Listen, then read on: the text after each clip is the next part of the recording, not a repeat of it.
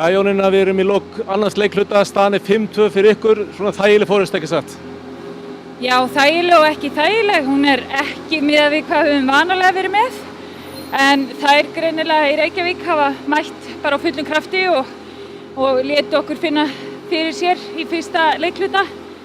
Við mættum líka held ég svolítið kókröstar eftir síðasta leik, þá fór 12-0 og ég held að við hefum svolítið bara haldið að þetta yrði bara lautarferð, en svo var ekki. Ég er mjög ánægð með að Reykjavíkurstelpurnar bara mættu og við erum að lenda á vegg hvað eftir annað og það er virkilega gott. Og við erum í sjálfum sér heldur ekki með okkar venjulega lið því að það eru 3 landsliðsleikmenn úr hópnum okkar eru heima og svo duttu 2 bara núna í dag veikir og 1 leikmaður hjá okkur er tæpur, þannig að við erum svolítið að spila á svona hálflöskuðu liði. En það er samt engin afsökun, við erum að gera bara okkar besta og við, mínum að erum við ekki að gera það. En Reykjavík, þær eru að sýna mjög góða takta og eru að mæta allt öðruvísi til leiks heldur en hafa oft verið og ég er mjög ánægð með þær. Eru virkilega kröftugur og skemmtilegar að spila við og við þurfum bara að spila betur og gera betur. En í sjálfu sér er staðan góð en 5-2 er ekki neitt, það er geta breytt þessu sér í vil hvenær sem er og við ætlum bara að reyna að sýna okkar réttu liti í 3. leikhluta. Þannig að það stendur til að bara gefa enn meira í? Já, auðvitað, maður fer ekki að hætta. Íshokkeyleikur er ekki bara 40 mínútur, það eru fullar 60 mínútur pluss og við þurfum bara að sýna það, klára það svoleiðis.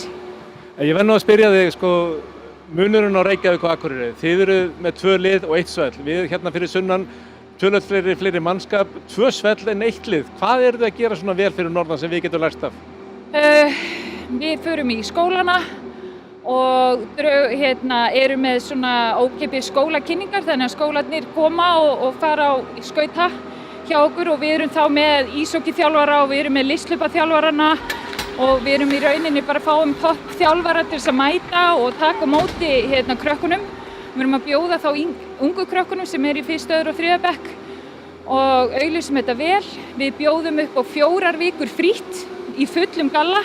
Þannig að ef þú vilt pröfa þá kemur þú bara og færð að pröfa frítt, þarft ekki að borga neitt, færð allt upp í hendurnar og eftir þann tíma getur ákveðið hvort þú æfir ekki og þá ert að borga miklu minna heldur en þeir sem eru að æfa vanalega og getur leigt galla, þannig að þú þarft ekki að borga ykkur 20.000 fyrir að byrja. Við erum líka með mjög öflugan, ef við bara tala um kvennahokki þá fengum við Söru Smiley til okkar fyrir yfir 10 árum síðan og þetta er bara, við fengum gull, við fengum fjársjóð, hún er mjög þægileg í mannlegu samskiptum, hún bara gerir í því að læra tungumálið, hún er bara, tekur svo blítt á móti krökkunum og svo fáum við að æfa með strákunum og þetta er bara mjög góð umgjörð. Við erum líka með mjög gott foreldrafélag. Eiginlega erum við ein stór fjölskylda og við reynum bara að draga alls staðar að hvar sem við erum. Og þannig að þetta er bara, Akureyri er bara íshokki bær, eiginlega. Ég ætla ekki að tefja lengur, gangi ykkur vel í 3.